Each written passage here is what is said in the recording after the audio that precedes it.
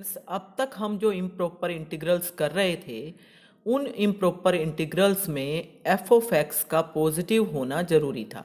लेकिन अब हम ऐसे इंटीग्रल डिस्कस करने वाले हैं जिसमें एफ पॉजिटिव ना हो तो भी काम हो जाएगा। तो general test for convergence of integral a to b f d x at a if f need not be positive. तो जनरल टेस्ट क्या है? That is Cauchy test. तो आपको स्टेटमेंट याद रख लेनी चाहिए क्योंकि स्टेटमेंट भी आपको 2 नंबर में आ सकती है। तो स्टेटमेंट क्या है इसकी? The necessary and sufficient condition for the convergence of improper integral a to b f d x at a, नीचे वाली है ये limit a being the only point of infinite discontinuity is that to each m positive there exists a positive number delta such that integral a plus epsilon 1 to a plus epsilon 2 f dx mode that is less than m, where 0 is less than epsilon 1, epsilon 2 is less than delta। मतलब rough sense में आप क्या कह सकते हो कि ए की neighbourhood में 2 पॉइंट हैं आपके, ये ए प्लस एप्साइलम 1 और ए प्लस एप्साइलम 2, बहुत छोटी सी नेबरहुड है। मतलब ये हुआ कि ए की किसी भी एक नेबरहुड में उसके मॉडुलस, इंटीग्रल के मॉडुलस की वैल्यू लेस देन एम अगर हो जाए, मतलब बाउंडेड हो जाए, तो उस केस में वो जो इंटीग्रल है वो कैसा हो जाएगा? कन्वर्जेंट। अब नेक्स्ट कॉन्सेप्ट क्या है? एब्सोल्यूट कन्वर्जेंस किसे कहते हैं? The improper integral a to b f d x is said to be absolute convergent if integral a to b mod of f d x is convergent.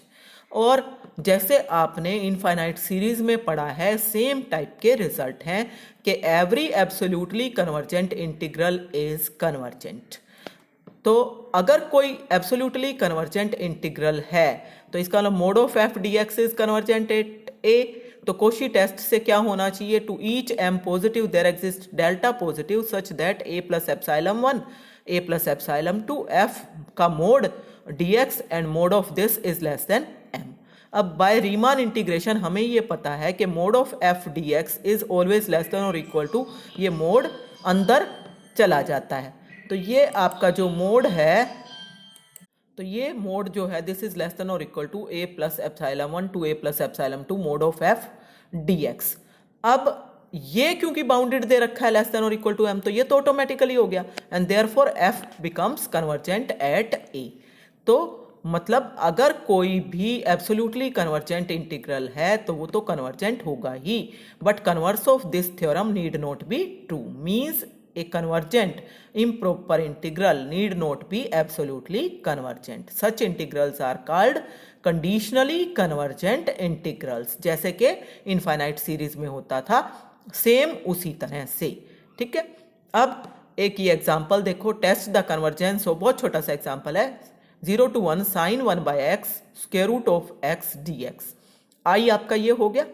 अब यहां पे आपको ये पता है कि साइन 1 बाय एक्स की वैल्यू 0 पॉइंट के ऊपर, अगर मैं x टेंड्स टू 0 लूंगी तो उस केस में x के लेफ्ट में वैल्यू नेगेटिव होंगी तो -1 को ऑसिलेट करेगा, और पॉजिटिव होंगी तो +1 आएगा, क्योंकि साइन x की वैल्यूज -1 और +1 के बीच में लाई करती हैं। तो इसका मतलब ये जो ऊपर वाला है फंक्शन, ये ऑसिलेट करता है -1 to 1, इसकी एक एग्जैक्ट वैल्यू नहीं है। So this does not keep the same sign in the neighbourhood of 0 and 0 is the only point of infinite discontinuity of this function. तो उस केस में हम सीधे क्या कर रहे हैं, यहाँ पे हम मोड एफ निकाल रहे हैं। तो मोड एफ आपका क्या हो जाएगा? Sine of 1 by x square root of x, and this is sine of 1 by x square root of x. Sine की वैल्यू 1 और -1 के बीच में लाई करती है, तो इसका मोड लेस देन और इक्वल टू 1 आ गया, तो 1 by square root of x. इसको मैं ले लूँ gx, और gx का integral 1 by square root of x का इंटीग्रल 0 to 1 में कन्वर्जेंट है। क्यों? क्योंकि पावर 1/2 है जो कि 1 से छोटी है, एंड देयरफॉर जब ये कन्वर्जेंट है तो ये मोड एफ वाला फंक्शन जो है ये भी कन्वर्जेंट हो गया। तो it means this integral is absolutely convergent at 0। ठीक है ना, और एब्सोल्युटली कन्वर्जेंट है तो कन्वर्जेंट तो होगा ही होगा। ठीक, अब नेक्स्ट एग्जांपल देखो, let f of x be defined in the interval 0 less than x less than और इक्वल टू 1 एज फॉलोज। 1/2 से 1 तक 1 है, 1/3 से लेके 1/2 तक -2 है, फिर ऐसे ही 1/4 less than x less than और इक्वल टू 1/3 तक 3 है, 1/5 less than x less than और इक्वल टू 1/4 ये आपके पास -4 है, एंड सो ऑन। इस तरह का आपने रीमान में भी किया था। Show that the integral converges but not absolutely. Integral simple लेते हैं तो कन्वर्जेंट है, लेकिन एब्सोल्युटली कन्वर्जेंट नहीं है।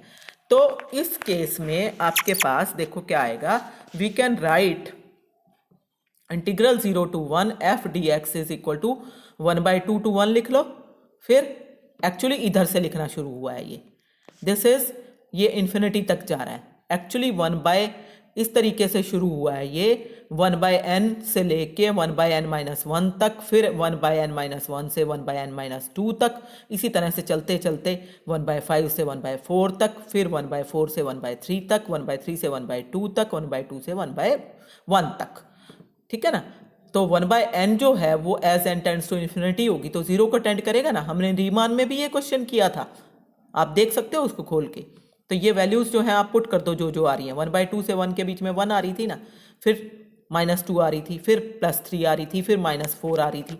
तो ये सारी वैल्यूज आपने पुट कर दी और इंटीग्रेशन ले लिया, तो आपके पास क्या आएगा, 1 का कांस्टेंट है तो इंटीग्रेशन तो खाली x आना है, फिर upper limit minus lower limit means 1 - 1/2, -2 बाहर, upper limit minus lower limit, 3 बाहर, upper limit minus lower limit, 1/3 - 1/4 ऐसे ये। अब इसको आपने इसमें से घटाया तो 1/2 आया ना, तो पहली टर्म आ गई 1/2, -2 इंटू यह क्या आ जाएगा, ये एलसीएम आया 6, तो 3 - 2 मीन्स 1/6।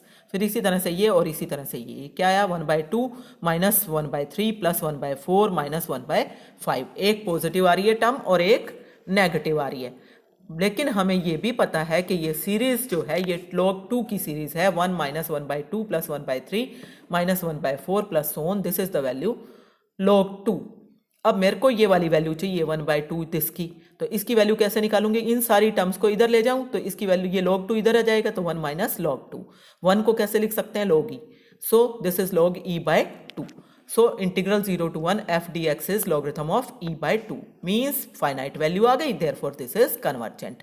अब मोड f के केस में क्या होगा, ये सारी टर्म्स जो है वैल्यूज सारी पॉजिटिव हो जाएंगी ना, तो जब पॉजिटिव हो जाएंगी तो इन सारों में पॉजिटिव साइन आ जाएगा, और जब ये पॉजिटिव साइन आ गया तो ये सीरीज 1/n जैसी बन गई ना, एक टर्म छूटी हुई है बस, बाकी तो 1/n हो गई।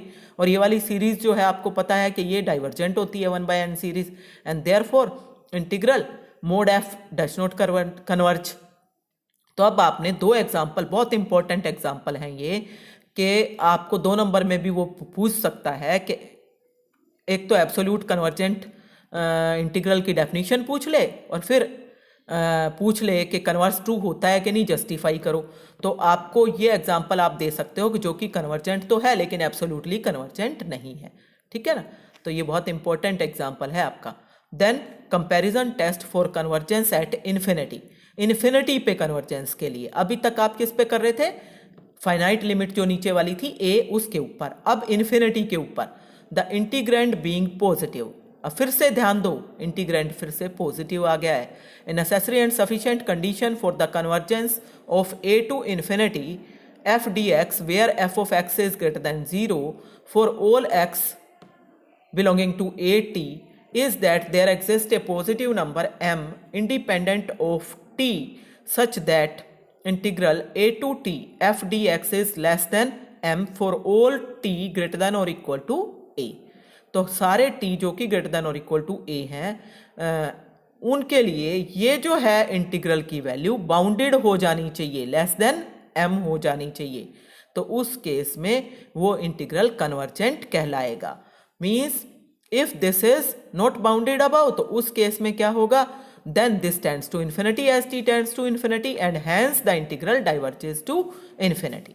फिर कंपैरिजन टेस्ट 1 क्या है कि if f and g are two positive functions such that f of x is less than or equal to g of x for all x greater than or equal to a, then integral a to infinity f dx converges if integral a to infinity g d x converges, मतलब अगर बड़े वाला convergent है तो छोटे वाला भी convergent होगा, और फिर अगर छोटे वाला डाइवर्जेंट है तो बड़े वाला भी डाइवर्जेंट होगा। तो ये रिजल्ट बिल्कुल वैसे ही हैं जैसे आपने पहले किए हैं, जबकि ये दोनों लिमिट फाइनाइट थी, सेम टाइप के रिजल्ट हैं, तो आपने याद रखने हैं। देन कंपैरिजन टेस्ट 2 देखो क्या है कि if f and g are two positive functions on a infinity such that limit as x tending to, यहाँ पे ध्यान दो इन्फिनिटी है क्योंकि इन्फिनिटी पे चेक कर रहे हो, f of x by g of x is l where l is non zero and finite, then the two integrals f and g converge और डाइवर्ज टुगेदर। तो ये है आपके पास सेकेंड कंपैरिजन टेस्ट। और इसी का स्पेशल केस कि अगर ये limit x tends to infinity में जीरो हो जाए और नीचे वाला कन्वर्जेंट हो तो ऊपर वाला भी कन्वर्जेंट होगा, means integral a to infinity g d x converges, then integral a to infinity f d x also converges. और थर्ड इसी का पार्ट क्या है कि अगर limit as x tends to infinity f of x by g of x infinity हो जाए और अगर नीचे वाला डाइवर्जेंट हो तो ऊपर वाला भी कैसा होगा, डाइवर्जेंट होगा, मींस g अगर डाइवर्जेंट है तो f भी डाइवर्जेंट होगा। अब एक इंपॉर्टेंट इंटीग्रल करने जा रहे हैं हम कंपैरिजन के लिए, क्योंकि कंपैरिजन किससे करोगे, कोई इंटीग्रल का रिजल्ट आपके पास होगा उसी से तो करोगे ना। तो इंपॉर्टेंट इंटीग्रल है ये a to infinity d x by x to the power n, a is positive, this converges if and only if n is greater than 1 and diverges if n is less than or equal to 1। ध्यान दो, जब आपके पास सिर्फ a पे infinite discontinuity का point था तो इसी टाइप का इंटीग्रल कब कन्वर्जेंट था, जब n लेस देन 1 है। लेकिन जब आप इन्फिनिटी पे चेक कर रहे हो ना तो उल्टा हो गया है रिजल्ट, मतलब n ग्रेटर देन 1 के लिए कन्वर्जेंट है और लेस देन 1 इक्वल टू 1 के लिए डाइवर्जेंट है। तो अब देखो कैसे प्रूव करोगे, इंपॉर्टेंट रिजल्ट है, एग्जाम में कई बार आया हुआ है तो आपने ध्यान से करना है। a to infinity d x by x to the power n,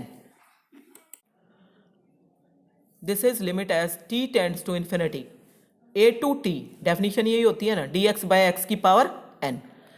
इसका इंटीग्रेशन लोगे x की पावर minus n plus one a to t if n is not equal to 1, n equal to 1 होगा तो log x में आएगा, अलग से डिस्कस करेंगे। तो t पुट कर दो तो t की पावर हो गई 1 minus n by 1 minus n a to the power 1 minus n by 1 minus n. And अब जैसे ही आप इस पार्ट की लिमिट लोगे तो इस पार्ट की लिमिट देखो आप, अगर ये पावर नेगेटिव हो जाए तो इसको नीचे लेके जाना पड़ेगा, नीचे लेके जाना पड़ेगा, तो जब t इन्फिनिटी की पावर यहाँ पे नीचे आएगी तो उस केस में ये जीरो हो जाएगा। तो इसलिए अगर आपके पास n जो है वो लेस देन 1 है तब तो इन्फिनिटी बनेगा, और अगर n ग्रेटर देन 1 है तो उस केस में क्या बनेगा, फाइनाइट नंबर बनेगा, ये पार्ट जीरो हो जाएगा और ये वाला पार्ट जो है आपके पास खाली बचेगा minus a to the power 1 minus n by 1 minus N.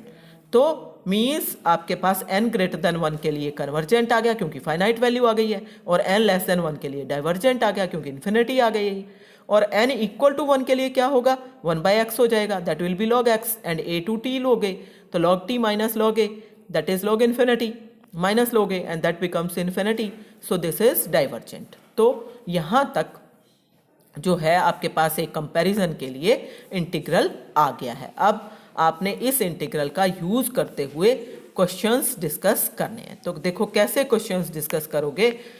First ये कुछ एग्जांपल हैं, examine the convergence of the following improper integral.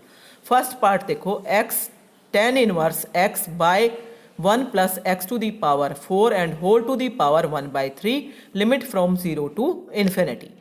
अब पुट करके देखो, पहले देखो जीरो आपने पुट किया तो यहाँ पे क्या आएगा, जीरो से कोई फर्क पड़ रहा है, ये जीरो, tan इनवर्स जीरो भी जीरो, और ये आ गया 1, तो 0/1 0 मीन्स प्रॉपर है, मतलब जीरो पे कोई प्रॉब्लम नहीं आ रही। मतलब प्रॉब्लम क्या है, इन्फिनिटी पे। तो हम इसके दो पार्ट बनाएंगे। सबसे पहले एक हमने बनाया 0 से 1 तक और दूसरा हमने बनाया 1 से इन्फिनिटी तक। तो यूजुअली हम 1 ले लेते हैं, तो एक इंटीग्रल ले लिया 0 to 1, सेम यही वाली वैल्यू, एंड प्लस दूसरा ले लिया 1 to इन्फिनिटी। पहले को I1 कह दो, दूसरे को I2 कह दो। अब इसके अंदर ना तो 1 प्रॉब्लम कर रहा है ना 0 कर रहा है, means this is a proper integral. जब ये प्रॉपर है तो I1 तो हो गया कन्वर्जेंट। अब I2 पे आ जाओ, तो I2 के अंदर देखो f ऑफ x आपका ये हो गया x tan inverse x by 1 plus x4 and whole to the power 1/3। इसमें से x की जितनी पावर कॉमन निकल सकती हैं, हाईएस्ट पावर, वो कॉमन ले लो। x की हाईएस्ट पावर यहाँ से निकलेगी 4/3, क्योंकि 4 निकाली और फिर ये 1/3 है, तो 4/3। तो यहाँ पे क्या हो जाएगा 1/x की पावर 4 एंड प्लस 1। अब अगर मैं इस पार्ट की लिमिट लूँ as x tends to infinity, तो उस केस में क्या होगा, ये वाला x भी हम नीचे काट लेंगे। ये नीचे काटने से x की पावर 1/3 बच गई, ये tan इनवर्स x बच गया। अब tan इनवर्स इन्फिनिटी तो π/2 हो जाएगा, फाइनाइट है, और 1/x की पावर 4 ये 0 और ये 1, तो इसका मतलब ये तो फाइनाइट आ रहा है। सिर्फ ये x की पावर 1/3 जो है ये प्रॉब्लम क्रिएट कर रहा है। इसका मतलब मेरे को इंटीग्रेशन में कंपैरिजन के लिए g ऑफ x को 1/x की पावर 1/3 ले लेना चाहिए। तो ये मैंने लेके, और f of x by g of x limit कैसे लेनी है, x टेंड्स टू इन्फिनिटी, तो इसका मतलब ये बचेगा। अब इसकी जब आप लिमिट लोगे x टेंड्स टू इन्फिनिटी, तो क्या आएगी π/2, जो कि फाइनाइट और नॉन जीरो है। तो इट मीन्स कंपैरिजन टेस्ट से आपके पास limit as 1 to infinity f dx and 1 to infinity g dx converge and diverge together. लेकिन ये वाला इंटीग्रल जो है, आप ध्यान दो, x की पावर जो है 1/3 है, 1 से छोटी है, और किस पे चेक कर रहे हो, इन्फिनिटी पे, इसलिए ये इंटीग्रल डाइवर्जेंट हो जाएगा। अगर इन्फिनिटी की बजाय कोई और फाइनाइट पॉइंट पे चेक कर रहे होते, इस 1 पे चेक कर रहे होते, तो यही इंटीग्रल कन्वर्जेंट हो जाता। तो कंफ्यूज नहीं होना, दोनों का अंतर अच्छे से समझ लो। इन्फिनिटी पे कब कन्वर्जेंट होगा, जब ये पावर 1 से बड़ी हो, और कब डाइवर्जेंट होगा, जब ये पावर 1 से छोटी हो या 1 के बराबर हो। तो यहाँ पे 1/3 है, लेस देन 1 है, इसलिए ये क्या हो गया, डाइवर्जेंट। और जब ये डाइवर्जेंट है तो गिवन इंटीग्रल भी कैसा हो गया, डाइवर्जेंट। तो अगर एक इंटीग्रल I2 डाइवर्जेंट आ गया, तो I1 plus I2 means given integral is also divergent. अब सेकेंड पार्ट देखो, this is I is 1 to infinity x square 2 plus x to the power 4 dx। यहाँ पे ये f ऑफ x हो गया, x की हाईएस्ट पावर को common लो, ये x4 आ गई, x2 इस पावर से कट जाएगा, यहाँ पे बचेगा x2 and this is 1 plus 2/x to the power 4। Infinity limit अगर आप लेते हो तो उस केस में आपका ये वाला पार्ट की लिमिट फाइनाइट आ रही है ना, 1 आ रही है ना, तो कंपैरिजन के लिए g ऑफ x को क्या ले लो, 1/x स्क्वायर। तो limit as x tends to infinity f of x by g of x, ये पार्ट खाली बचेगा और उसकी लिमिट आ जाएगी 1, जो कि फाइनाइट और नॉन जीरो है। So by comparison test integral 1 to infinity f dx and integral 1 to infinity g dx converge और diverge together, but the integral 1 to infinity g dx is equal to 1 to infinity 1/x square. इसमें power क्या है, 2 है, 2 क्या है, 1 से बड़ा है, और इन्फिनिटी पे चेक कर रहे हैं, तो इन्फिनिटी पे चेक करते हैं, तो अगर 1 से बड़ा हो तो कन्वर्जेंट हो जाता है। So this is convergent and therefore the given integral is also convergent. तो अब आप एक्सरसाइज में क्वेश्चंस ट्राई कर सकते हैं।